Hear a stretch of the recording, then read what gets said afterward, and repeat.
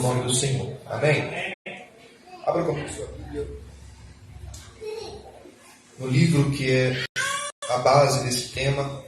Está em Apocalipse, capítulo 3. Livro do Apocalipse, capítulo 3. Aleluia, Jesus. Glória a Deus. Versículo 7 a seguir. Glória a Deus. Aleluia. Apocalipse, capítulo 3, no versículo 7 a seguir. Glória a Deus.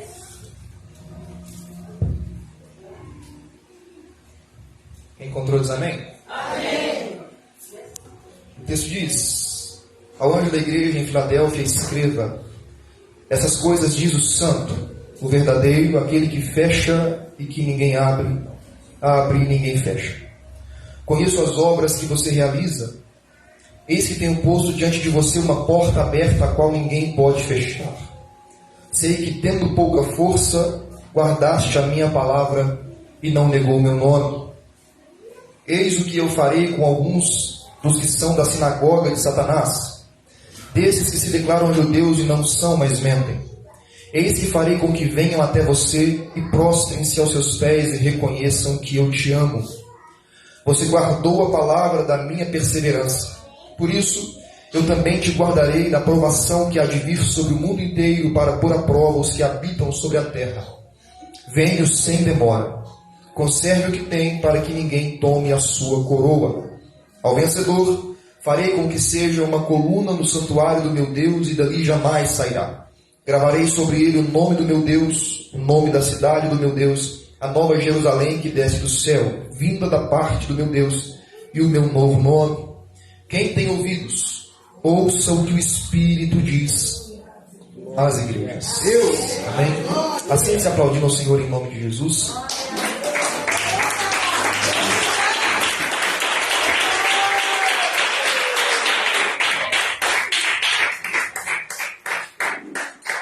Eu preciso de toda a sua atenção para conseguir compartilhar com você o que o Senhor colocou no meu coração para essa noite.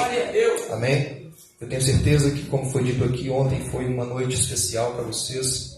O Senhor Deus tem feito e falado coisas que são precisas, que são reveladas do íntimo do coração do Senhor. E eu sei que, assim como foi ontem, o Senhor falará também poderosamente ao seu coração nessa noite, em nome de Jesus. Acho que estava rolando no começo aqui do Oceans. Acho que você puder colocar aí, Oceanos, no começo do culto, por favor. Está ótimo. Obrigado, pastor. Nós estamos no livro do Apocalipse. A palavra Apocalipse quer dizer literalmente revelação. Em palavra grega significa revelação. E a palavra Apocalipse é o título de um livro que trata diretamente da conclusão. Apocalipse vai se importar em comunicar para nós o fim das coisas, o término, a conclusão. E o que ele vai propor terminar. Qual é o assunto do livro do Apocalipse que trata de término? Para falarmos do término, nós primeiro precisamos falar sobre o começo. Não dá para terminar algo que antes não foi começado. E o que foi começado, então, nós aprendemos na Bíblia que o começo é o Verbo. O Verbo estava com Deus e o Verbo é o próprio Deus. Ele estava no começo e através da própria vida desse Verbo, tudo se fez, tudo foi criado. De forma que sem ele, nada do que existe se fez. Quando nós vemos os evangelhos de Mateus, Marcos, Lucas e João, nós entendemos do que se trata a obra de Deus. Nós entendemos do que se tratam as promessas de Deus. Nós aprendemos que Deus não nos prometeu ouro, prata, riquezas. Deus não nos prometeu uma vida boa, mansa nessa dimensão. Pelo contrário, o plano de salvação nos promete salvação, liberdade, amor. Essa é a premissa do Evangelho e é isso que Mateus, Marcos, Lucas e João se propõem a dizer. De uma forma simples, os 4 evangelistas vão propor para nós, vão nos apresentar como aconteceu a vida e a obra de Jesus, o que ele fez, por onde ele andou, como ele pregou, o que ele realizou entre os pobres, entre os ricos, qual era o seu discurso, qual eram suas palavras. Esse é o começo do Evangelho. Quando a Bíblia nos ensina que Jesus foi anunciado, nós percebemos que toda a atenção das Escrituras se voltam para esse momento. De Gênesis a Apocalipse, Cristo é o centro, Cristo é o foco. Ele é o propósito final para a inscrição de toda a Bíblia Sagrada. E o fim dos Evangelhos, Mateus, Marcos, Lucas e João, apresentam para nós uma ação, uma atitude especial, porque embora muitos dos discípulos de Jesus e seus 12 apóstolos tivessem a convicção de que a intenção de Jesus era transformar Israel num país independente, o que acontece é que, chegando próximo ao fim do ministério de Jesus, o que vai acontecer é que a própria política da época vai aprisionar Jesus, o prender e o matar. Isso aqui, para você que entende da Bíblia, você sabe que isso é uma decepção, é uma frustração. Pedro largou as redes e a sua profissão. Tiago largou as redes e a sua profissão. João abandonou tudo. Judas largou tudo. Os discípulos que andavam com Jesus largaram tudo que tinha, porque deram crédito à pregação de Jesus e, baseado na profecia dos antigos, eles acreditavam piamente que de fato Jesus era o Cristo, o Filho de Deus. Olha para cá, por favor. Aumenta o fundo um pouquinho, por favor. Olha para cá. Essa é a frustração dos discípulos, porque eles largaram tudo para seguir Jesus e agora eles estão vendo que esse Jesus, que aparentemente era o Cristo na mente deles, foi pego, foi preso, foi questionado, foi açoitado. O que ele dizia era muito lindo, só que quando chegou a hora de mostrar que ele era realmente o Filho de Deus e fazer com que Deus intervisse na prisão dele, ele não fez nada. Ele entendia o propósito, os 12 não conseguiam compreender. E o que vai acontecer é que Pedro, Tiago, João, Judas, Bartolomeu e tantos outros vão ver Jesus sendo preso. Judas, ao perceber que ele já foi preso, se retira, tenta devolver o recurso que recebeu e vai se enforcar. Mas Pedro, Tiago, João, Maria, Tomé, a Madalena, pessoas que eram do convívio de Jesus, do círculo de Jesus, precisam fugir, porque se pegaram o pastor, certamente pegarão as ovelhas. E acontece que eles, mesmo fugindo, presenciaram e viram esse Cristo ser preso, questionado, interrogado. Eles ouviram a multidão gritando: solte Barrabás. Eles ouviram a ordem de Pilatos dizendo: eu lavo as minhas mãos, mas que façam como vocês desejam. Eles ouviram a multidão celebrar a liberdade de Barrabás em detrimento da prisão de Jesus. Eles viram Cristo ser açoitado. Eles viram Jesus caminhar pela via crucis, a via dolorosa. E eles presenciaram fisicamente, de forma ocular, a crucificação de Jesus. E eles ouviram sua última frase, que foi: Pai, está consumado. Eles não ouviram falar. Não chegou para mim e para você da mesma forma que para eles. Não, nós ouvimos dos nossos pais, que ouviram dos pais, que ouviram dos pais de acordo com as Escrituras. Mas eles viram esse Cristo morto. Eles viram esse Cristo preso. Eles viram esse Cristo vencido na cruz do Calvário. E ninguém poderia socorrer. Ninguém poderia arrancá-los de lá. Nem mesmo os guardas poderiam fazer isso, porque a ordem era superior. E vai a sexta-feira, 18 da tarde, na sexta-feira já começa o sábado para eles. E pela pressa do Shabat, o sábado para os judeus, eles têm que retirar o corpo de Jesus antes da hora. Colocam no túmulo de José de Arimateia, que era um discípulo que Jesus tinha em segredo. Ele fazia parte do sistema, não podia se revelar. Ofereceu o túmulo. No sábado as irmãs vão lá ungir o corpo de Jesus conforme o ritual por 3 dias. E quando chega o terceiro dia, antes do sol nascer, está comigo nesse culto aqui hoje? Quando chega o terceiro dia, pela madrugada, nos primeiros dias, a Bíblia nos ensina que mulheres foram novamente ao templo, aliás, novamente ao sepulcro de José de Arimateia para ungir Jesus conforme o seu ritual. E quando elas chegam dentro daquele ambiente, elas percebem que a pedra, que pesa quase 500 quilos, está arremessada a mais de 3 metros de distância. Anjos desceram sobre aquele lugar perguntando: mulheres, o que vocês estão fazendo?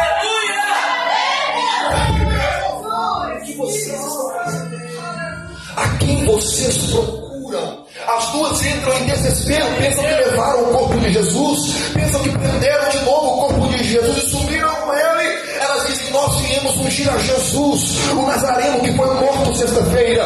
E os anjos respondem dizendo: e por que vocês procuram entre os mortos aquele que vivo está? Ele não está aqui, mas já ressuscitou.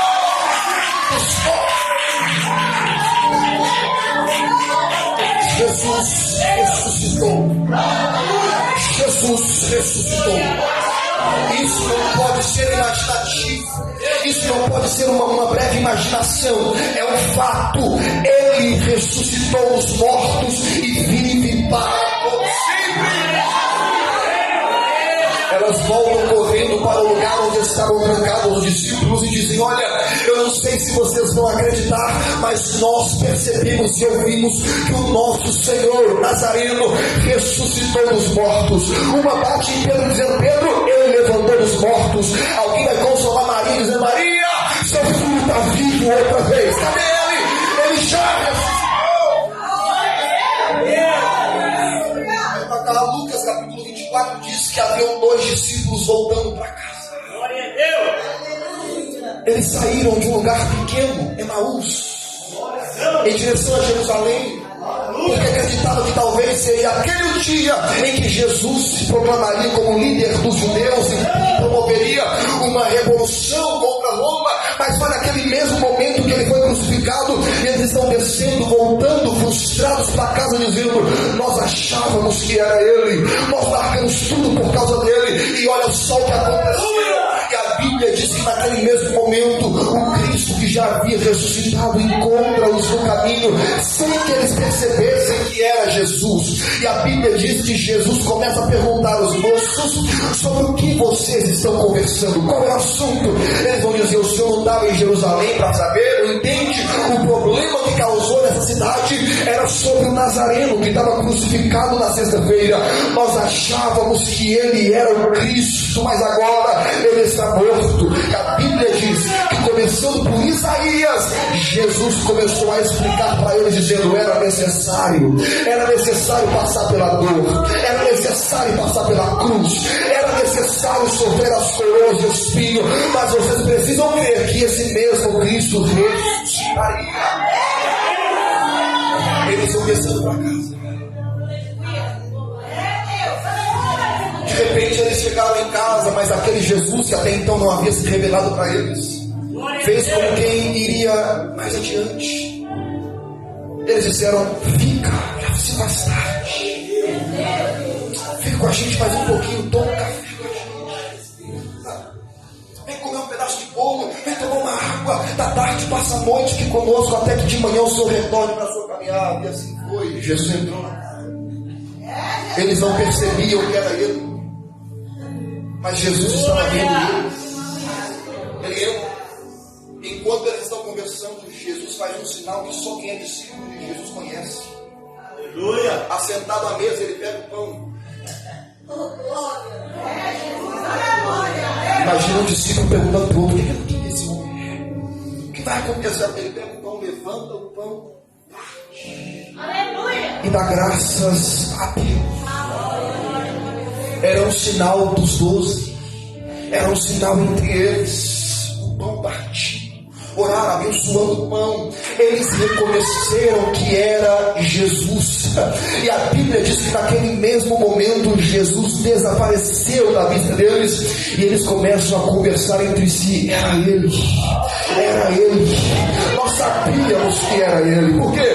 Porque o nosso coração ardia enquanto ele explicava para nós era ele. Nosso coração ardia enquanto ele nos explicava. Glória a Deus.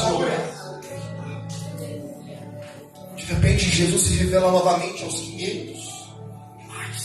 E entra Atos dos Apóstolos, momento em que Jesus vai se despedir dos seus, dizendo: vocês não ficarão órfãos, vocês não ficarão sozinhos. Eu estou indo, mas daqui a pouco estou de volta. Eu estou indo ao Pai e Ele vos enviará o Consolador. Aleluia! Quando a vocês fiquem aqui, até que do alto vocês sejam revestidos de poder. E depois que se forem revestidos de poder, vocês terão a notícia da ressurreição, mas o poder que ressuscita. E enquanto vocês tiverem tudo isso, vocês pregarão e conseguirão comprovar que o que vocês dizem é verdade, porque o poder de Deus estará do vosso lado. Enquanto ele diz isso, se despede de sono, à vista de todos, oculares, que até o Apocalipse ainda havia muita gente viva confirmando o que era dito.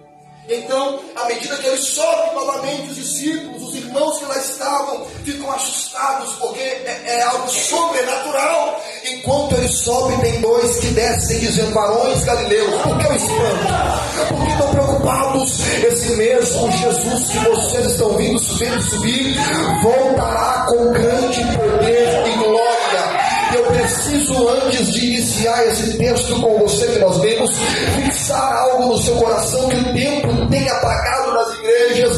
Eu preciso lhe dizer: Jesus ressuscitou e é verdade, Ele vive. E porque Ele vive, eu posso crer no amanhã.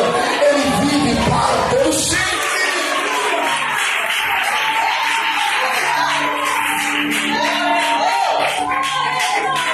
Deus Jesus está vivo.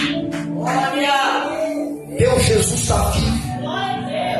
Você consegue entender que isso não é apenas uma filosofia? Aleluia! Isso não é apenas uma reflexão. Isso não é só uma religião. Estamos dizendo de algo que venceu a morte. Ele vive. Pedro, pregando em Atos capítulo 2, vai dizer para nós que Deus ressuscitou Jesus dos mortos, desfazendo as dores da morte, porque a morte não tinha condição de segurar Jesus com ela. Ele é maior e Ele vive para todo sempre. Glória a Deus! Tempo passa. Eles recebem o Espírito, estão empolgados. Eles viram aquele Cristo morto, agora ressuscitado. Eles viram aquele Cristo que apanhou, agora vivo e vivo para todo sempre. Imagine o peso da pregação de um homem que viu um homem morto, vendo ele andar sobre as ruas novamente. Imagine a empolgação, imagine a chama no coração, imagine a certeza que ele tem. Esse é o coração dos 12, ou melhor, de todos aqueles que agora caminham em função da fé. Eles viram ele ressuscitado e vão espalhar o Evangelho por onde passarem, seja por bom grado ou por perseguição. E a partir de Atos 2 começa um peso de perseguição, porque ninguém pode sair por aí dizendo que Jesus ressuscitou, a menos que de fato ele tenha ressuscitado. E o que vai acontecer é que o Império Romano vai tentar bloquear, cercar. Os fariseus daquele tempo, como foi dito aqui, vão tentar silenciar aqueles que têm uma verdade maior do que a realidade. E o texto nos ensina que à medida que eles são perseguidos, eles fogem, e fugindo eles vão anunciando o reino de Deus, comunicando que existe um Deus que venceu a morte, comunicando que há alguém maior do que a existência, comunicando que aquele que lutou, venceu e rugiu como o leão da tribo de Judá, ele é aquele que venceu. O Evangelho sai de Jerusalém, o Evangelho sai da Galileia, ele sai daquela região onde começou e ganha outras proporções, alcança outras fronteiras, outros dialetos, outras linguagens, chega até o sul da Ásia, onde hoje é a Turquia. Então nós temos, de acordo com as Escrituras, o começo do Apocalipse. Eu preciso ser bem rápido aqui para entrar no texto que você leu comigo nessa noite. A Bíblia diz sobre o Apocalipse que aquele que escreveu o Apocalipse foi o apóstolo João. Ele foi o único que não morreu martirizado. Não porque não houve tentativa, não porque não houve uma intenção, não, pelo contrário. Ele foi hostilizado, ele foi perseguido. Existem registros na história que afirmam que o imperador da época tentou matá-lo jogando ele num caldeirão fervente de óleo.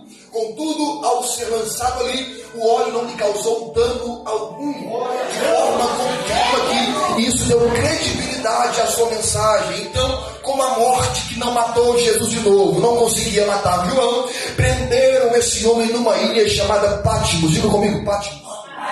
Ah, não, diga mais forte, Patmos. A palavra Patmos significa mortal, é uma ilha. Essa ilha significando mortal quer dizer que é um ambiente hostil à vida. Ninguém consegue viver plenamente naquele lugar. Era nesse lugar que viviam os exilados. Era ali que ficavam os prisioneiros. Pensa comigo agora, um lugar onde as feras estão soltas, onde pragas circulam por aí, onde os soldados são carrascos tentando aprisionar, tentando açoitar aqueles prisioneiros que lá estão, que só podem trabalhar e trabalhar e trabalhar. O som que se escuta lá é soldado xingando, o som que se escuta lá é martelo batendo, madeira sendo serrada, é trabalho o tempo todo em uma prisão completamente ilhada, onde ninguém consegue ajudar.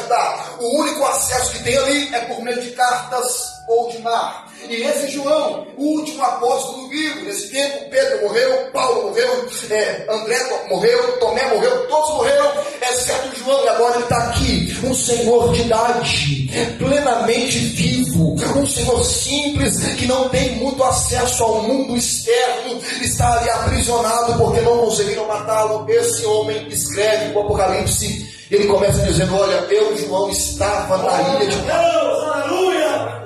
Eu estava lá, naquele ambiente hostil, ouvindo o som dos soldados xingando, ouvindo o som dos prisioneiros gritando, querendo sair dali, ouvindo o som de martelo, de machado, de serrote, ouvindo o som de trabalho, quando de repente eu fui tomado pelo Espírito para outra dimensão. Aleluia!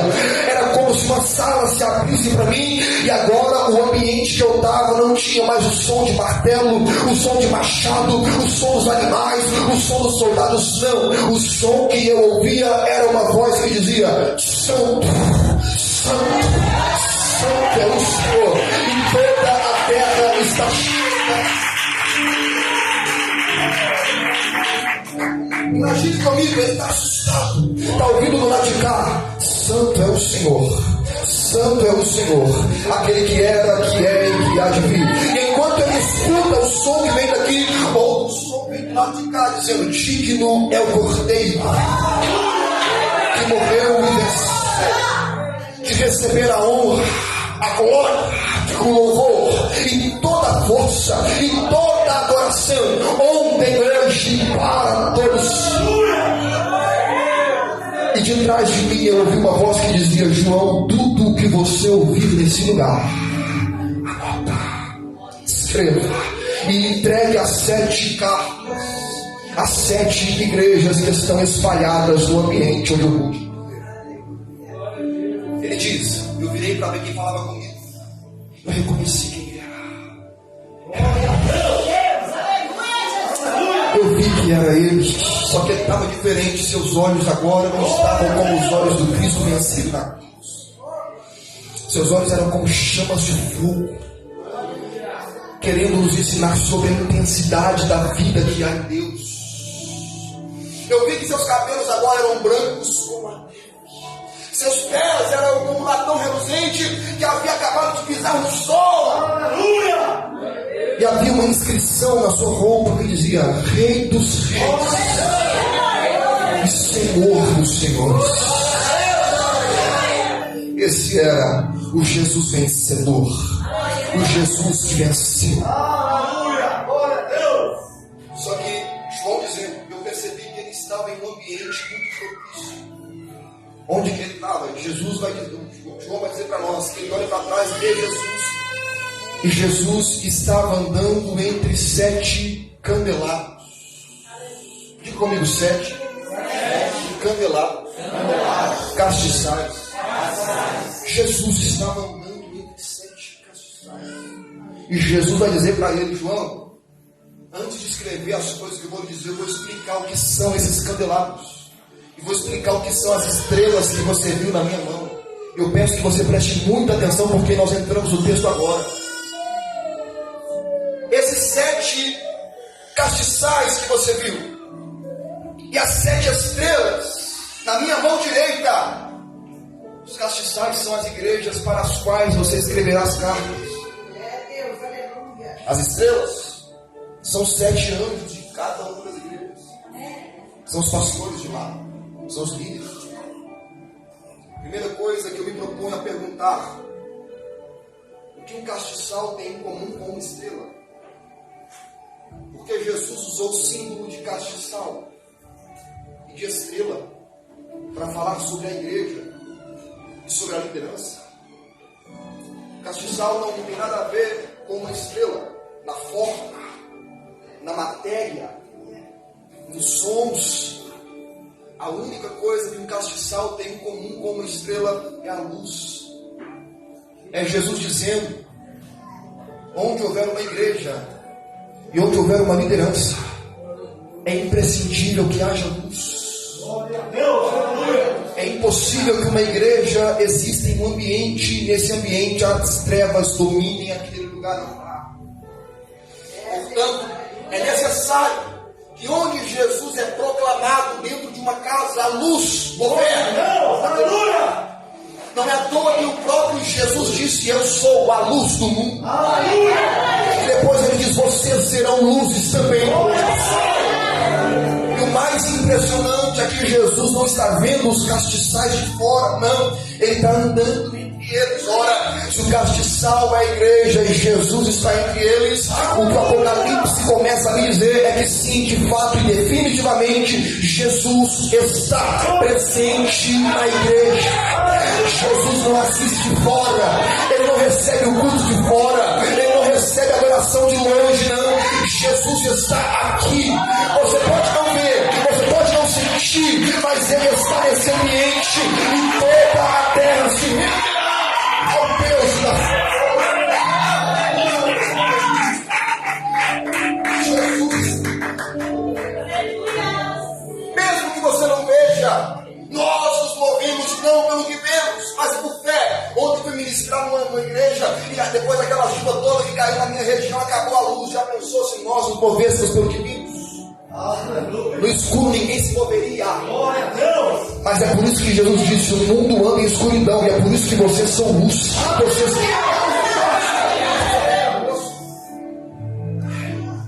Jesus está. Sabe quando você chega às 6 e fica até 6:30 orando? Jesus está. Quando você se levanta, vai beber um pouco de água e volta para o seu lugar, Jesus está. Quando a adoração começa a ser entoada, ele recebe de lá porque ele é o Deus Pai, mas ele recebe daqui porque o Filho se faz presente no meio do seu povo.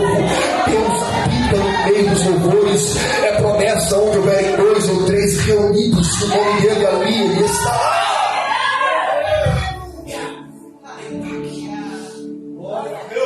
Então Jesus vai dizer para João: escreva a primeira carta, João. É importante, é necessário. A primeira carta foi a carta à igreja que estava em Éfeso. João conhecia essa igreja. Ele pastoreou ela por um tempo. Depois Paulo pastoreou ela. E depois Paulo deixou Timóteo pastoreando essa igreja. Ele conhecia esse povo. Depois que ele escreve a primeira carta a Éfeso, ele escreve a segunda a Esmirna, a Pérgamo, a Tiatira. Ele vai escrevendo igrejas, a locais, vai escrevendo cartas àquelas igrejas. Essas igrejas são igrejas reais. São igrejas reais. Tinham endereço, tinham problemas. São igrejas locais, com pastores locais, que tinham ministérios, que tinham um ambiente de adoração, que enfrentava problemas, perseguições, dificuldades, dores, vontade de desanimar, vontade de fugir, vontade de negar. Contudo, Jesus está orientando o apóstolo do amor a dirigir cartas a essas igrejas para dar a elas base, estrutura e força para sustentar os dias de tribulação. E então entra o texto que você leu comigo. A carta à igreja de Filadélfia. Diga comigo, Filadélfia. A palavra Filadélfia vem do grego e é filos. Filos é amor. Da mesma forma como ágape, amor. São amores diferentes, um amor fraternal, um amor de irmão, uma cumplicidade, uma aliança, povo junto, unido. Essa é a igreja que está na cidade de Filadélfia. E todas as cartas que João escreve têm um padrão. Pode observar na sua Bíblia. Elas possuem um padrão, afinal de contas, não é um texto, é uma carta. Antes dele dizer o assunto, ele precisa apresentar quem está ditando aquele assunto. Todas as cartas começam dizendo: isto diz aquele que é, e vem o termo, vem o adjetivo, aquele que é santo, verdadeiro, aquele que é o alfa e ômega, o primeiro e o último, o princípio e o fim, aquele que é a fiel testemunha, aquele que anda entre os castiçais. Por quê? Porque é uma carta e é uma apresentação. Porque embora Jesus conheça a igreja, nem sempre a igreja conhece Jesus.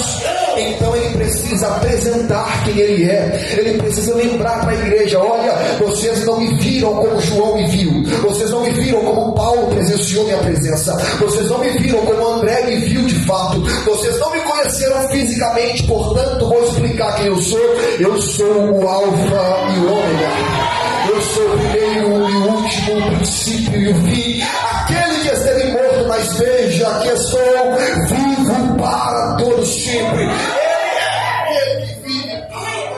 Ele precisa se apresentar. E a apresentação de Jesus à igreja de Filadélfia é: estas coisas diz aquele que é santo e verdadeiro, o que tem a chave de Davi, que abre e ninguém fecha, e que fecha e ninguém abre. Entenda o que ele está dizendo. O que ele diz na apresentação vai influenciar em todo o resto do assunto da carta. Ele não lança apresentações ao ar, ele não lança aleatoriamente, não, tem relação. E o que ele está dizendo é: isso diz aquele que tem a chave de Davi, indicando realeza, indicando governo, poder, soberania e liderança. O que ele está dizendo é: o que eu faço ninguém desfaz, e o que eu refaço ninguém pode destruir. É ele dizendo: eu ainda estou no controle de tudo que está acontecendo entre vocês, eu ainda estou atento a todas as coisas, eu não perdi o domínio, não perdi a liderança, eu estou atento. Eu sou aquele que abre porta e ninguém fecha, eu sou aquele que fecha e ninguém abre, eu sou aquele que faz, que refaz e faz de novo, eu sou aquele que pega o vaso, quebra o vaso, levanta o vaso e faz dele um vaso novo. Eu sou aquele que faz novas todas as coisas. Eu sei que a gente entende o que Deus está dizendo aqui hoje. E eu não fiz nada além de contar o que está escrito. Ele se apresentou e agora ele vai dizer uma frase que está em todas as cartas e que particularmente pode ser assustadora. Ele vai dizer: eu conheço suas obras. Meu Deus, eu sei quem é você, sei o que você faz, sei o que você pensa, tenho visto. É claro, ele anda no meio da igreja, ele conhece, ele sabe o que você pensa antes de dormir, depois que acorda, ele sabe quais são os seus passos no sábado, no domingo, na segunda, na terça. Ele conhece o que você escuta, sabe o que você alimenta dentro do seu coração. A Bíblia me ensina que os olhos do Senhor são como chamas que varrem a terra, contemplando os bons e os maus. Ele sabe. Eu preciso te lembrar: Jesus conhece com riqueza de detalhes toda a sua existência.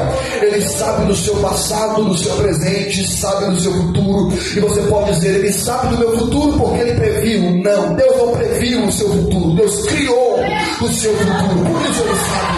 Ele conhece com propriedade todos os problemas que você enfrenta, e ele está dizendo: se eu conheço o teu passado e teu presente, pode descansar, porque eu estou criando o teu futuro também. Está tudo na minha mão, nada passará batido diante dos olhos do Senhor.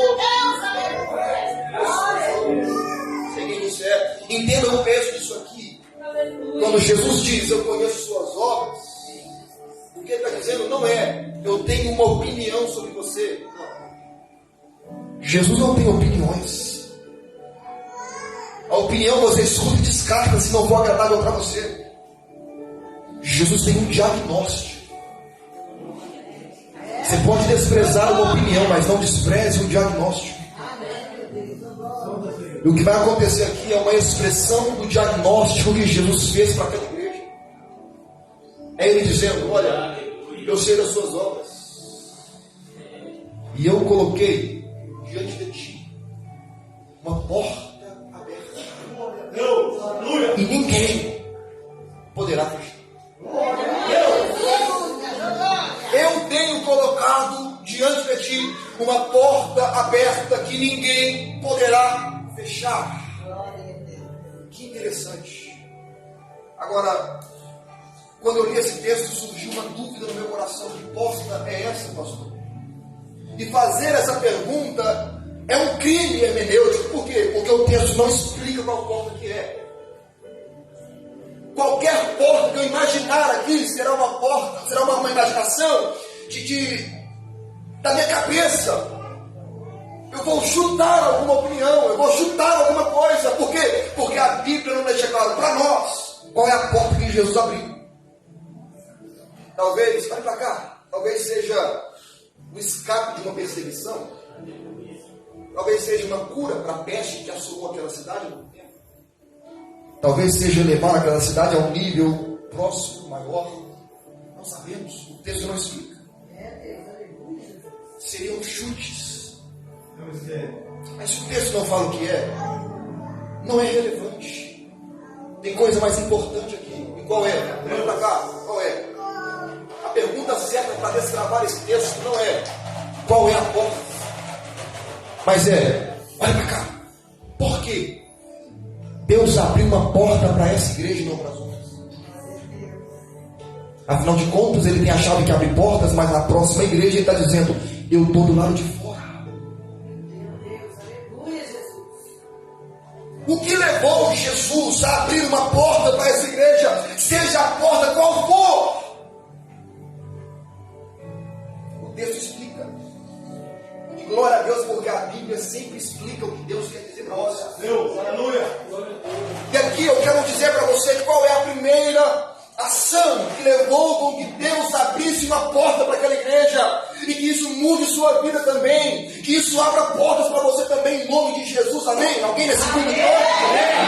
Olha o que ele vai dizer: conheço suas obras, e eis que tenho posto diante de você uma porta aberta, a qual ninguém poderá fechar. Olha o que ele vai dizer: eu sei que você tem pouca força, e mesmo tendo pouca força, guardastes a minha palavra. Você guardou a minha palavra. Você guardou a minha palavra. A primeira ação que Deus vai destacar, dizendo para aquela igreja, o motivo que fez Ele abrir uma porta é: você, mesmo não sendo forte, mesmo não sendo completamente poderoso, você foi capaz de guardar a minha palavra dentro do seu coração. Pregador, o que é guardar a palavra de Deus? Guardar a palavra de Deus não é decorar versículo. Guardar a palavra de Deus não é apenas se levantar e estudar. Guardar a palavra de Deus não é apenas decorar canções que contenham o conteúdo da palavra. Não! Guardar a palavra de Deus é seguir as suas orientações. É observar os seus conselhos. É levar a sério o que Ele diz sobre oração. É levar a sério o que Ele diz sobre obediência. É levar a sério o que Ele diz sobre o ambiente de culto. É levar a sério o que Ele diz sobre perdão, sobre a santificação, sem a qual ninguém verá o Senhor. Deus não espera que você seja forte, mas Ele espera decisivamente que você guarde a sua palavra. Nós vemos, como foi lido aqui hoje, nós vemos o salmista dizer: a tua palavra escondi, guardada no meu coração. Guardar a palavra de Deus é colocar atenção no que se lê, até que isso te preencha, até que isso mude sua visão de mundo. É entender que as Escrituras não são apenas um livro. A Bíblia é entre os livros, o que Jesus é entre os homens. É diferente. Até que isso aqui preenche seu vocabulário.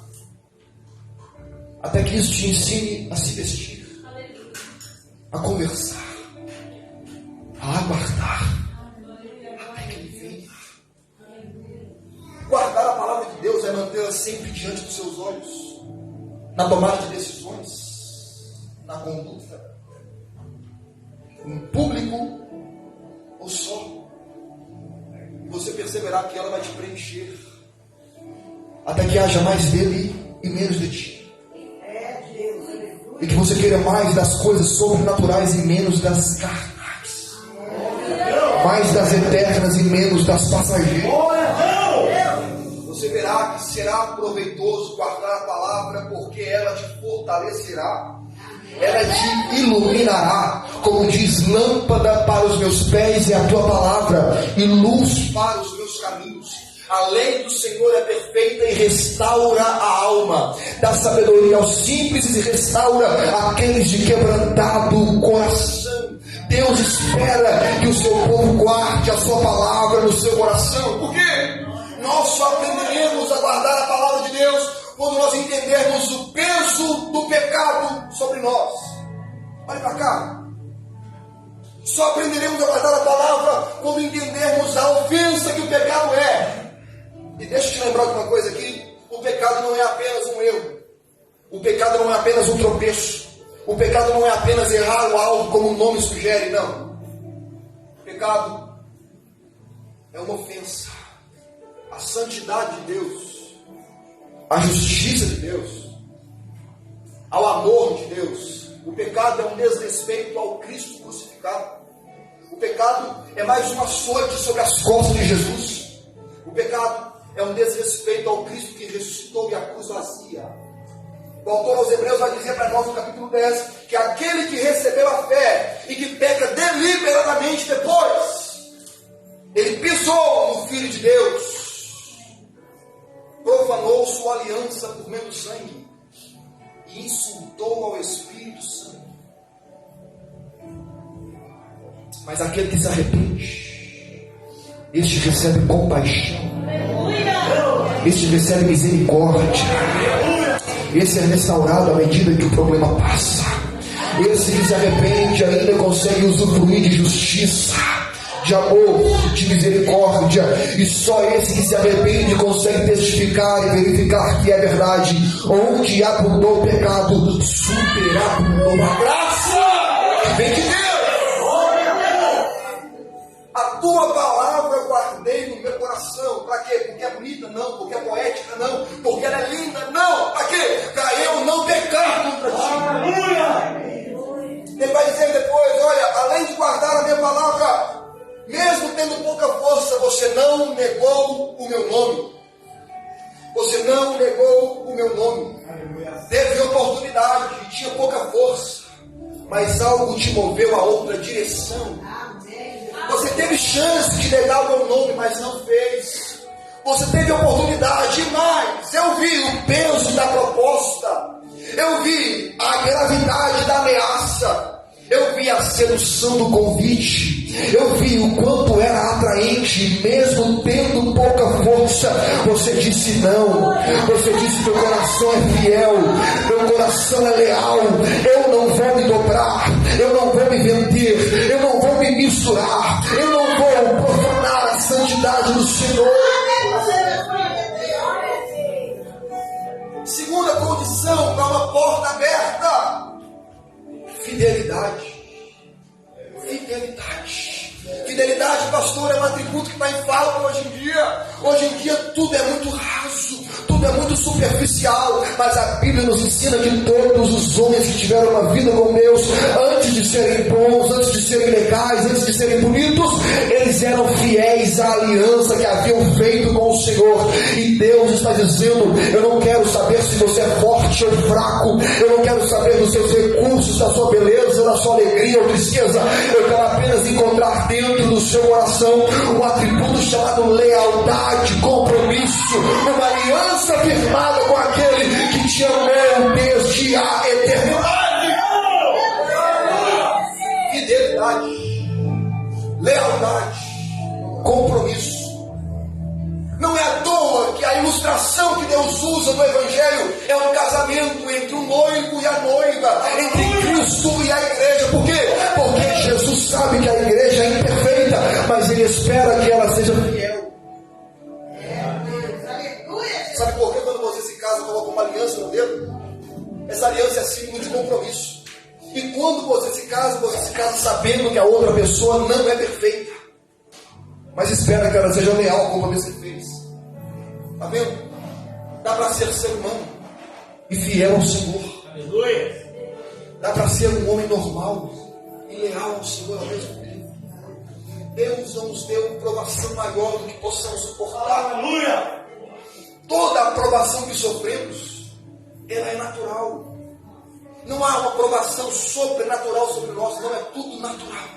Sobrenatural é o socorro de Deus em nossa direção. Aleluia. Sobrenatural é a ajuda do Senhor que vem. Eu quero nessa noite te encorajar a ser fiel. Eu quero te encorajar a ser leal ao compromisso que você fez com o Senhor. Eu quero te encorajar a lustrar a sua aliança que fez com Deus, talvez no início do ano, talvez no início da sua infância, talvez no início da juventude, quando você disse: Senhor, eu quero te pertencer, eu quero jogar do seu lado, eu quero fazer a sua vontade. Deus está dizendo: eu conheço suas obras, não me esqueci do que você disse, eu ainda guardo tua postura de lealdade, eu ainda guardo teu posicionamento como aquele que confia no braço poderoso do Senhor. Glória a Deus. É Deus, aleluia, Jesus. Glória a Deus. Obrigado, Jesus. Nós lemos da história da igreja, cantamos aqui hoje sobre irmãos que foram para a arena, enfrentaram leões, enfrentaram gladiadores, enfrentaram a morte, mas não negaram o evangelho. Aleluia. Bendito seja o santo nome. É, meu Deus, Meu Deus do céu. aleluia. Meu Deus do céu. Aleluia. Deus tremendo, O Deus que Jesus considera não é a força que você aleluia. tem, é o compromisso que você tem. Você vai honrar a aliança que fez com Ele.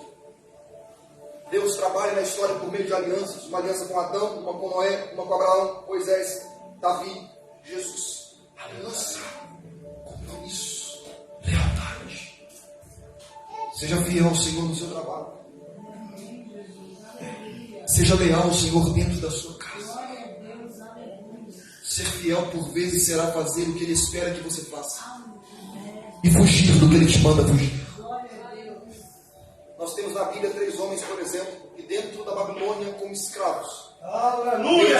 um grupo de pessoas que também eram escravos de judeus, foram desafiados a negar a fé diante de uma estátua que o rei levantou. Você conhece a história, não quero me apegar a isso. O rei disse: ao som da música todos vão se prostrar à estátua que eu construí nesse lugar. Eles se prostraram? Não, eles ficaram de pé. Contaram para ele: olha, tem 3 homens desaforados ali que não se prostram. Quem são eles? São exilados, são homens que vieram de Judeia, de Jerusalém, daquele povo. Então tragam-os aqui e esquentem a fornalha 7 vezes mais. Se eles não se prostrarem, nós os lançaremos lá. Glória a Deus. O rei tem um tete a tete com eles. Olha, eu ordeno que se faça assim. Vocês não estão mais em Israel, o templo caiu lá dentro. Imagina eles dizendo: o templo caiu, mas o Senhor continua o mesmo para Glória todos. a Deus. Aleluia. Há de ser que se vocês não se dobrarem diante da estátua que construí ao som da música, eu vou lançar vocês lá dentro. Eles respondem: não veio. Lamento, mas não precisamos discutir sobre isso. Nós não vamos discorrer sobre esse assunto. Se o nosso Deus, a quem continuamente nós servimos, quiser nos livrar, Ele vai nos livrar das suas mãos. Mas ainda que Ele não nos livre, ah, meu Deus do céu, ainda que Ele diga não ao nosso livramento, saiba tu, ó Rei, que nem assim nós nos renderemos e prostraremos a estátua que tu levantastes.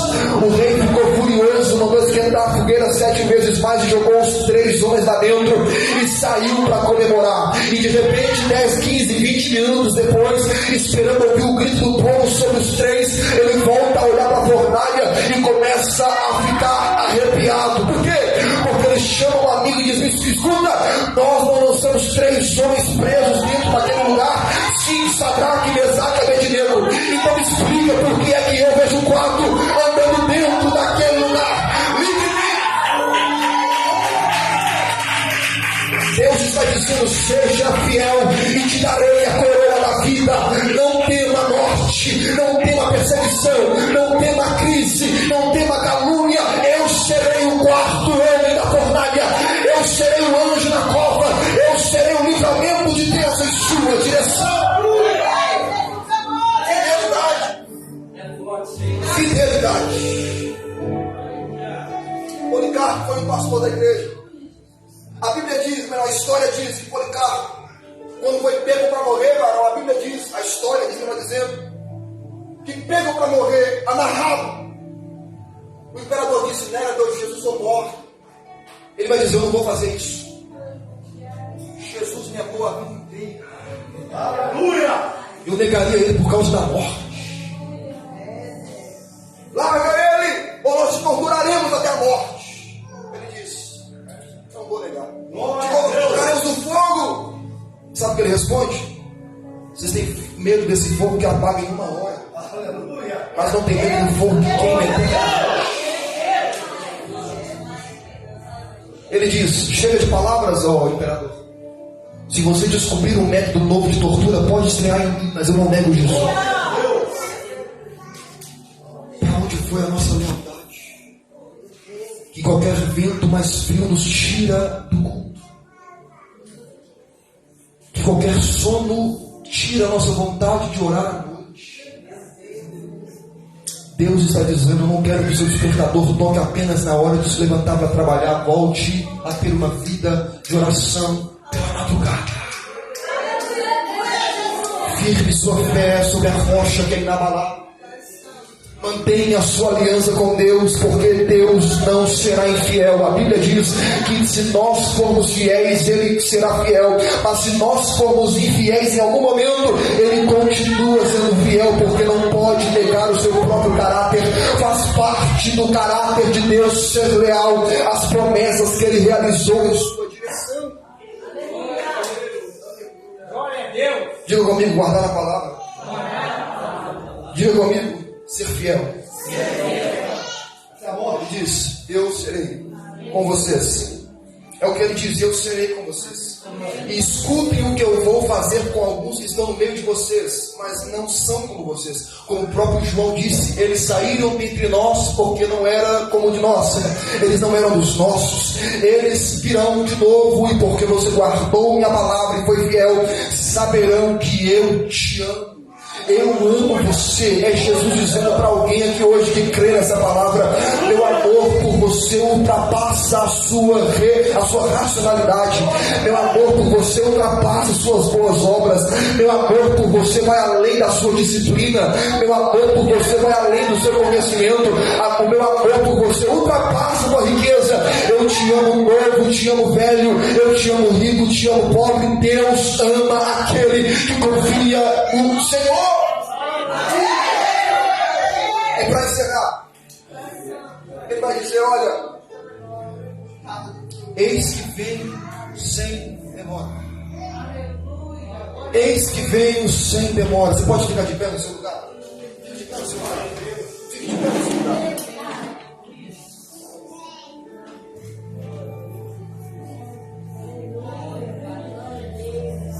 Aleluia. Olha o que ele vai dizer. Eis que venho sem demora. Guarda o que Glória a Deus. para que ninguém roube a sua. O eis que venho sem demora, por muito tempo, representou tormento para a igreja que não compreendia as escrituras. O venho sem demora, eu lembro que na minha infância, quando meu pai me dizia: olha, filho, Jesus está voltando. Isso me assustava. Isso me assombrava. Eu não entendia como era isso. E nem entendia qual é o sentido de Jesus em dizer para essa igreja: eu venho sem demora. E a primeira coisa que precisa ser consertada é a convicção de que de fato Jesus está voltando. Olha para cá. Me perguntaram um dia: você crê no arrebatamento? Eu disse: por que não acreditaria? A Bíblia diz que o Messias viria e ele veio. A Bíblia diz que o Messias sofreria e ele sofreu. A Bíblia profetizou que ele seria crucificado, pendurado no madeiro, e assim aconteceu. E a mesma Bíblia disse que ele ressuscitaria dos mortos, ele ressuscitou. Essa mesma Bíblia diz: ele foi, mas ele volta. E por que eu vou acreditar em tudo que eu disse para trás, mas não vou acreditar no arrebatamento, no retorno de Jesus? Jesus está voltando. E o grande segredo para entender isso aqui Eis que venho sem demora, não é motivo de terror. Aleluia! Paulo, escrevendo aos Tessalonicenses, vai dizer: olha, esse Senhor descerá com alarido. Sabe o que é isso? Posição militar, indicando força, com voz de anjo, de arcanjo, corais, trombetas. Ele virá. Os mortos que dormiram no Senhor ressuscitarão. É assim que eu creio, Jesus. Nós nos encontraremos com eles nas nuvens. E sabe como termina o relato do arrebatamento? Portanto, consolai-vos uns aos outros com essas palavras. Não é para explicar sobre teologia, não é para explicar sobre arrebatamento, é para dizer: fiquem tranquilos, o tempo está acabando, daqui a pouquinho a gente volta para casa, Ele cumprirá a sua promessa, em breve estaremos com Ele. Maranata, ora vem, Senhor Jesus. Feche os olhos em nome de Jesus, feche os olhos em nome de Jesus. Deus está dizendo: eu tenho aberto porta para você nessa noite, eu tenho porta aberta no ministério, eu tenho porta aberta no casamento, eu tenho aberto porta para você dentro da tua família, dentro da tua casa. A porta da salvação se abrirá, a porta da libertação se abrirá, mas depois que a porta for aberta, não se esqueça: eu estou chegando, eu estou voltando, eu serei a tua redenção. Por tua graça, por tua misericórdia. Guarda o que tens, Para que ninguém tome. Aleluia! feche os olhos em nome de Jesus. Feche os olhos em nome de Jesus. Comece a orar dizendo: Senhor, me ajude a guardar a tua palavra. Me ajude, Jesus, a guardar a tua palavra. Me ensina, Senhor amado, a mantê-la sempre diante de mim. Me ensina a obedecer. Me ensina a orar como ela diz que eu tenho que orar. Me ensina a crer como eu tenho que crer. Me ensina a confiar como eu tenho que confiar. Me ensina a não desprezar a tua vontade. Me ensina a receber a tua presença. Me ensina a lançar-me sobre os seus pés. Me ensina a manter a minha vida diante do teu altar, sempre em chamas. Olha, e agora o Espírito está aqui. Jesus anda entre os candelabros. Ele está andando nessa casa. Ele está dizendo: eis que estou convosco todos os dias até a consumação.